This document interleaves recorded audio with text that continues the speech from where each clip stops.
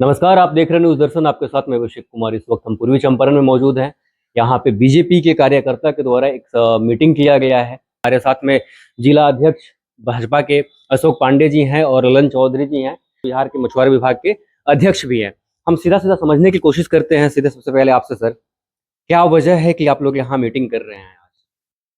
नहीं, भारत की संसद में जहां पर पूरे देश का भाग्य का निर्धारण संसद सदस्यों द्वारा किया जाता है, वहां पर जिस प्रकार की गैर जिम्मेदाराना हरकत भारत के प्रमुख विपक्षी दल कांग्रेस द्वारा किया गया है, यह निहायत ही निंदनीय है, अशोभनीय है।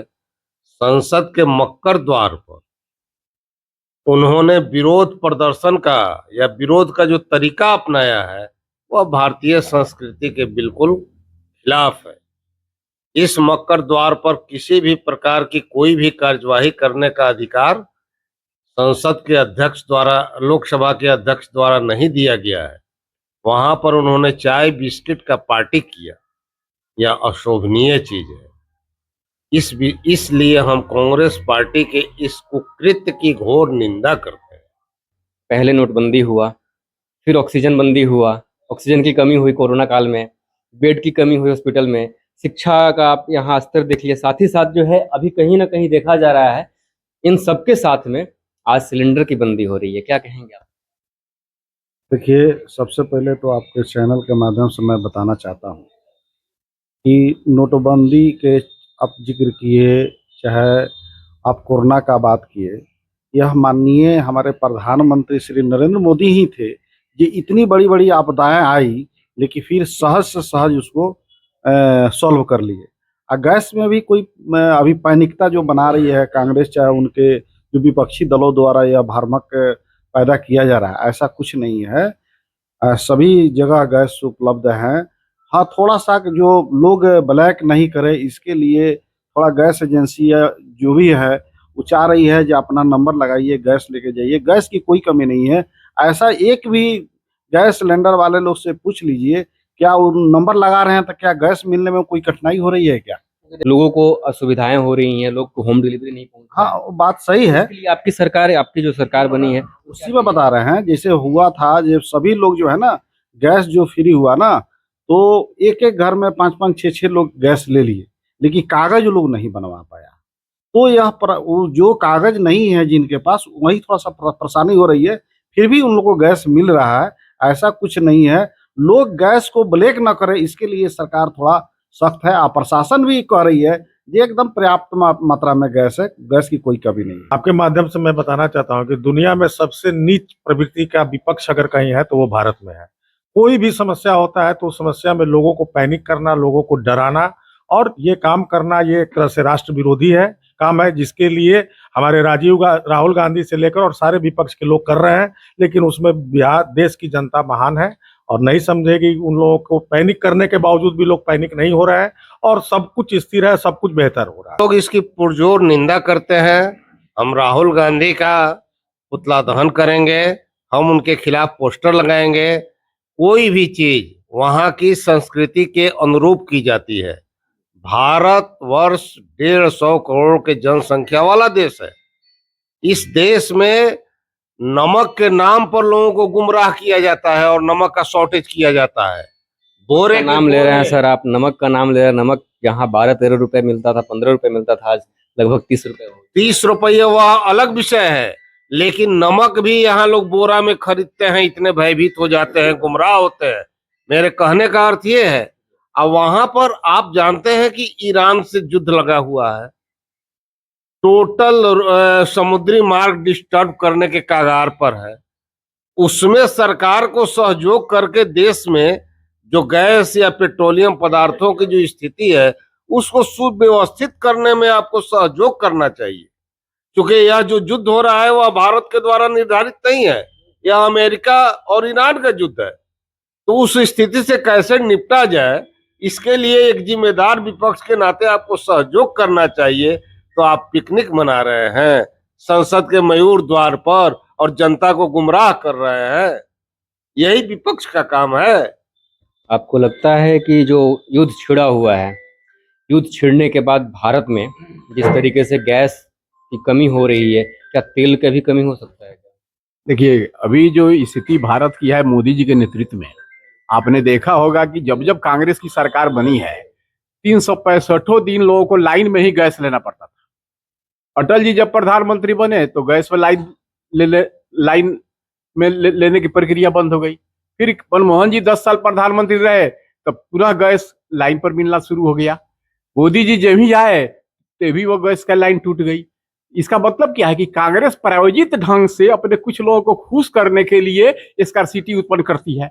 और आज जब भरपूर मात्रा में गैस उपलब्ध है, प्रधानमंत्री भारत सरकार लगातार कह रहे हैं कि मेरे पास गैस की कोई कमी नहीं है, तभी विपक्ष के नेता जो हमेशा एक क्रिटिकल पोजीशन क्रिएट करते हैं देश में कि कोई अव्यवस्था फैल जाए, जानबूझकर फैल जाए, क्योंकि लाख उनके प्रयास करने के बावजूद भी उनके कहने पर कोई खड़ा नहीं हो पाता है। लेकिन ये सेंसिटिव मुद्दा है। एक ईरान, इजराइल और अमेरिका के साथ युद्ध हो रहा है। खाड़ी देशों में अमेरिका का जो वारशिप है वो सभी जो है जो तेल उत्पादक है और उनके साथ सब लोग युद्ध में अब उलझ गए।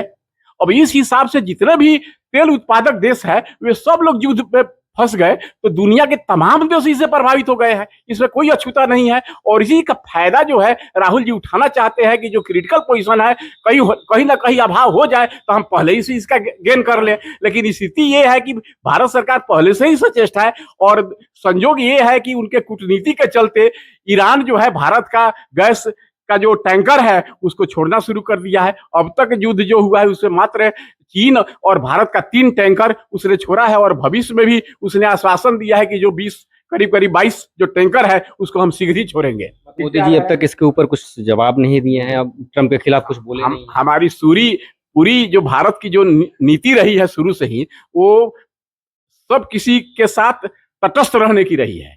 आज भी हम तटस्थ हैं। मोदी जी ट्रंप से भी बात करते हैं, पुतिन से भी बात करते हैं और ईरान के राष्ट्रपति से भी बात करते हैं। कोई परहेज नहीं है कि हम किसी के पार्टी होकर किसी युद्ध में हम भाग लेते हैं। हाँ, हम सब सार्वजनिक रूप से एक मंच पर बैठकर उसके निराकरण के बारे में जरूर उन्होंने सब किसी को आश्वस्त किया है कि ये फैसला टेबल पर हो सकता है, युद्ध से नहीं हो सकता है। आपको क्या लगता है सुरेंद्र तिवारी जी? देखिए, ये जो विपक्षी पार्टियां हैं हमारे देश की, मुद्दा विहीन और विकास विरोधी, जो हमारे विकासोन्मुख सरकार माननीय मोदी जी के नेतृत्व में जो चल रहा है, हर एंगल से ये चाह रहा है किसी तरह इनको डिस्टर्ब करें और विकास को बाधित करने का ये काम करते हैं, जिसकी हम लोग घोर निंदा करते हैं। अभी जो घटना घटी है वहां जो हमारे जिलाध्यक्ष के द्वारा बताया गया, वो कौन द्वार है, मकर द्वार पर, और जो उन्होंने अपना तांडव किया वो विरोध प्रदर्शन का, वो कभी भी हमारे भारतीय संस्कृति से मेल नहीं खाती है। तो इनका एक ही एजेंडा है कि किस तरह हम ये विकास उन्मुख सरकार को हर जगह विरोध करें ताकि हमारे विकास की गति, हमारे राष्ट्र की जो प्रगति है रुके। और इनकी यही मानसा है जिसका हम लोग घोर निंदा करते हैं और इसकी भर्त्सना करते हैं।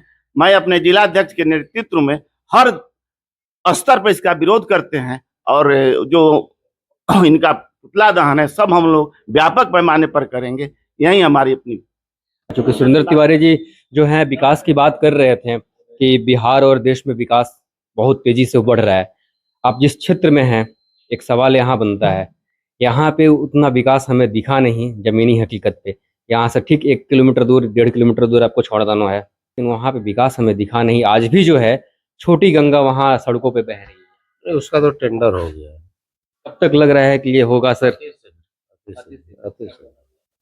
आप चूंकि अब बिहार में हैं और बिहार के राजनीति से आप रूबरू हैं, अभी जो बिहार के अंदर में राजनीति को लेकर के जेडीयू जो है एक बयान दिए हैं, दिल्ली प्रदेश अध्यक्ष शैलेंद्र कुमार जी जेडीयू के, उन्होंने कहा कि बीजेपी से ही मुख्यमंत्री होंगे। क्या लग रहा है कौन होंगे मुख्यमंत्री? देखिए, भाजपा है।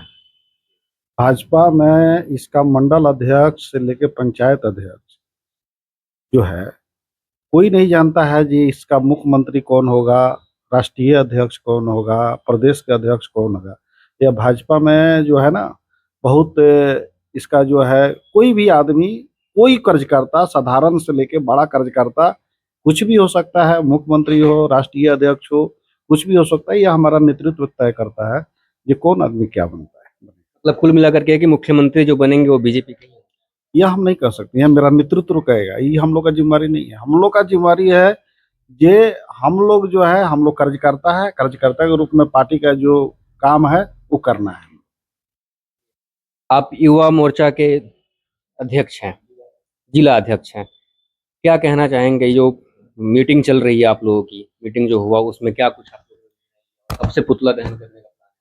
आपके माध्यम से मैं सरकार को बताना चाह रहा हूँ, युवा मोर्चा जिला अध्यक्ष रक्सौल धीरेन्द्र यादव मेरा नाम हुआ। हम लोग अभी जो दहन की प्रक्रिया आप कह रहे हैं उसके लिए हम लोग विचार करेंगे। ये हम नहीं कह रहे हैं, आपके प्रदेश अध्यक्ष की तरफ से नहीं, वही जो हम विचार करेंगे, इसमें अपना पूरा संगठन के साथ पूरे जोर शोर से पूरे रक्सौल जिला में बैठक करेंगे, उसके बाद दहन का प्रक्रिया। चलिए, आप ये खबर जहाँ से देख रहे हैं, जहाँ भी देख रहे हैं, अगर अच्छी लगे तो कमेंट कीजिए, शेयर कीजिए, सब्सक्राइब कीजिए। बाकी खबरों के लिए देखते रहिए न्यूज़ दर्शन। धन्यवाद।